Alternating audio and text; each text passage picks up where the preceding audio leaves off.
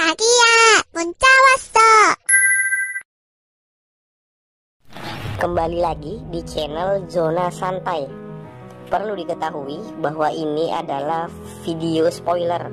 Oke, sebelum melanjutkan, jangan lupa di subscribe, like, dan komen. Dan bagi yang ingin mengetahui update ceritanya, bisa menekan tombol lonceng yang tersedia agar tidak ketinggalan ceritanya. Cerita dimulai dengan tetua Ligia yang menawarkan tempat dan posisi di Zhangfang untuk menggantikan salah satu anak buahnya yang pensiun kepada ayah Yancheng. Hal itu membuat Liling menjadi marah mendengarkannya.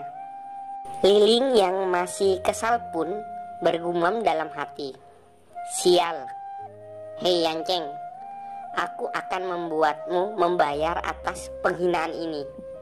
Di sisi lain, Yosue dari jauh memperhatikan Yancheng yang sedang berbicara dengan Master Liu. Tampak jelas Yosue masih belum bisa percaya dengan yang terjadi sebelumnya.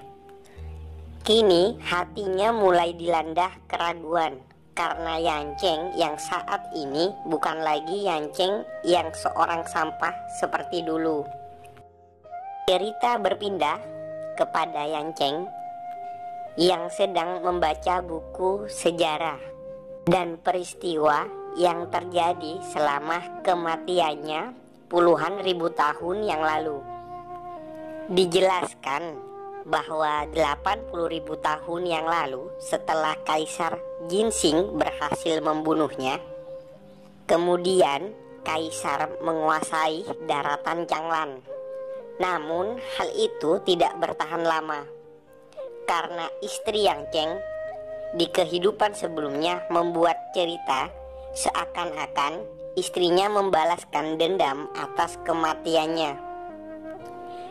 Di dalam sejarah dikatakan bahwa sang istri berkultivasi selama 10.000 tahun dan akhirnya bisa membunuh Kaisar Jinxing.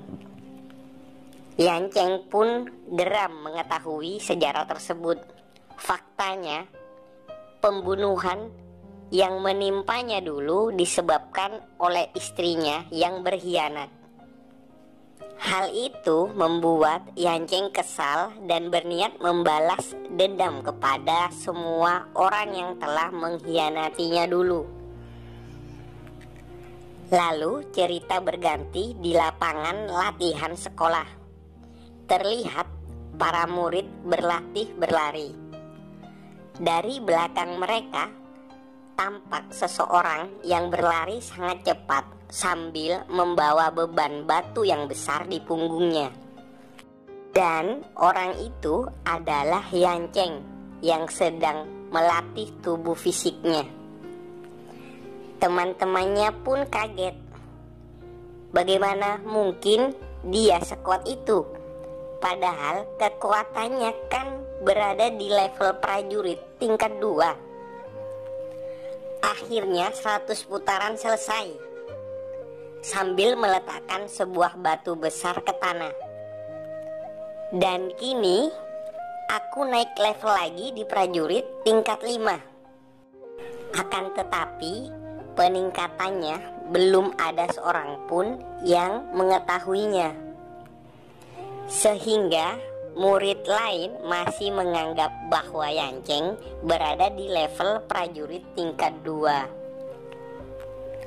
Guru olahraga bernama Guo Fengxing. Biasa ya, karena panjang kita panggil dengan sebutan Guru Guo saja ya. Oke. Guru Guo tersenyum melihat Yancheng menyelesaikan latihannya. Semua orang di sekolah mengatakan Yancheng adalah sampah tak berguna. Akan tetapi kupikir dia punya bakat terpendam. Berlari 100 putaran, hanya Yancheng yang mampu. Kalian semua harus lebih giat berlatih lagi, ucap guru Guo menjelaskan. Beberapa teman sekelas Yanceng beranggapan bahwa gurunya berlebihan menilai Yanceng. Lalu murid bernama Sihu menjelaskan bahwa dirinya bisa mencapai level prajurit tingkat 4 dan berada di peringkat kedua di kelasnya meski tak melakukan latihan keras seperti yang dilakukan Yanceng hari ini. Hal itu membuat Yanceng dan guru Guo hanya bisa tersenyum. Ya kan, bagaimana mungkin tanpa latihan keras seorang akan menjadi bertambah kuat. Hahaha. Baiklah, kalau begitu lebih baik kalian datang ke kompetisi pertarungan antar kelas. Biarkan aku melihat kekuatanmu. Jangan hanya bisa membual tanpa bukti. Beberapa saat kemudian terlihat kelompok kelas dari Yanceng tiba di tempat kompetisi akan berlangsung. Guru Guo memanggil salah satu peserta dari tim kelompok 3. Teman-teman Yanceng tampak kaget melihat Wu Jing berada di kelompok 3. Ling Yuyao menjelaskan kepada Yanceng bahwa murid yang bernama Wu Jing ini merupakan murid peringkat kelima teratas di kelas kekuatan. Dia adalah cucu tetua dari asosiasi Wuze dan bisa dikatakan keturunan terkuat dari generasi muda pendekar pedang Jingxi. Mendengar nama pendekar pedang Jingxi, Yanceng pun tersenyum diam karena diingatannya nama itu seperti tidak asing baginya. Lalu guru Guo menerangkan bahwa masing-masing kelompok untuk segera memutuskan siapa yang akan ikut bertanding. Guru Guo juga menjelaskan bahwa yang kalah akan gagal dan pemenang pasti melaju ke babak selanjutnya. Kelompok dari Yanceng pun memutuskan untuk segera berdiskusi mengenai rencana yang akan dilakukan. Namun lucunya mereka duduk berdiskusi di depan kelompok 3. Ya elah, kedengeran dong. Semua kelompok 3 pun mengeluarkan ekspresi wajah aneh karena mereka mendengar langsung rencana apa yang akan dilakukan oleh kelompok Yanceng. Setelahnya terlihat peserta yang dipilih oleh masing-masing kelompok berbaris berhadapan dan guru Guo pun memulai pertandingannya. Wu Jing yang berada di kelompok 3 langsung maju menantang kelompok Yanceng untuk segera melawannya. Cepatlah, jangan membuang-buang waktuku. Aku harus segera berlatih selesai pertandingan ini. Hal itu membuat kelompok Yanceng mengatakan bahwa dia terlalu sombong. Di sisi lain, Yanceng yang memperhatikan pedang Wu Jing kembali teringat bahwa dulu pernah melihatnya. Temannya yang mengetahui Sihu menghilang dari sisinya terlihat kebingungan dan segera mencarinya. Tampak Sihu yang mengetahui akan melawan Wu Jing terlihat depresi dan sedang berjongkok di belakang kelompoknya.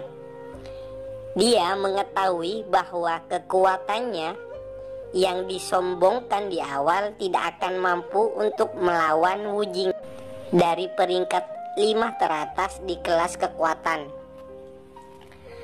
Sihu segera dihampiri oleh anggota kelompoknya. Mereka langsung membawa Sihu dan melemparkannya di depan Wu Jing. Kemudian semua kelompok Sihu meneriaki dan memberi dukungan penyemangat. Hal itu membuat Sihu kembali mendapatkan keberaniannya. Dia segera berlari dengan mempersiapkan tinju yang dilapisi kekuatan. Akan tetapi, Wu Jing dapat dengan mudah mengalahkannya. Hanya dengan sekali tendang, Sihu terlihat terpental mundur ke belakang.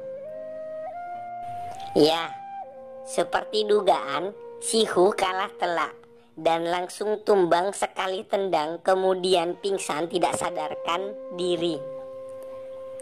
Guru Guo menyuruh murid selanjutnya untuk bersiap bertarung.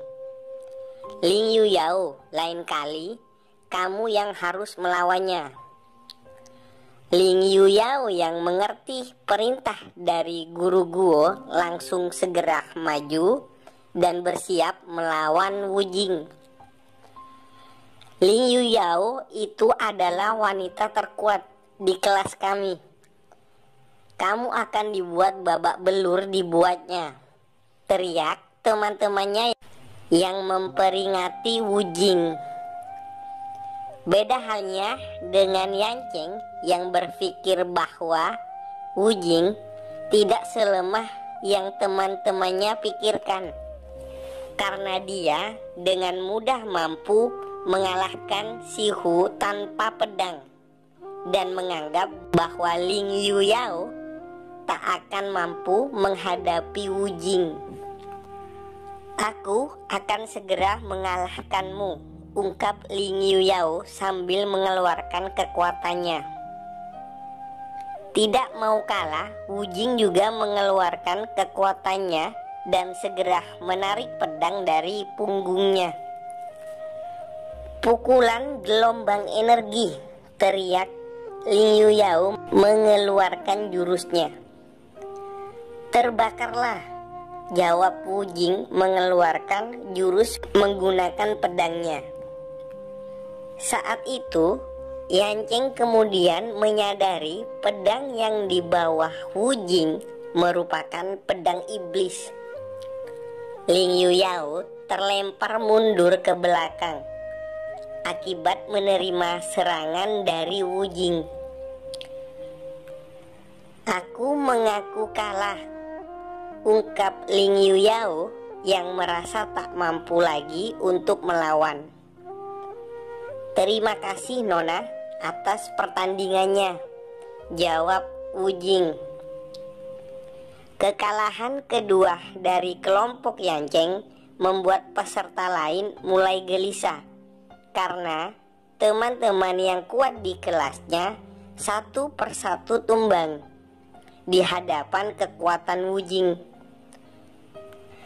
Beda halnya dengan Yancheng yang hanya tersenyum dari belakang dan berkata dalam hati, pedang iblis yang sangat kejam. Aku tak menyangka anak itu sekarang sudah memiliki cucu, sambil mengingat kehidupan sebelumnya saat menjadi maharaja. Sudah 80.000 tahun berlalu sejak kematianku. Bagaimana dengan keadaan bocah itu ya?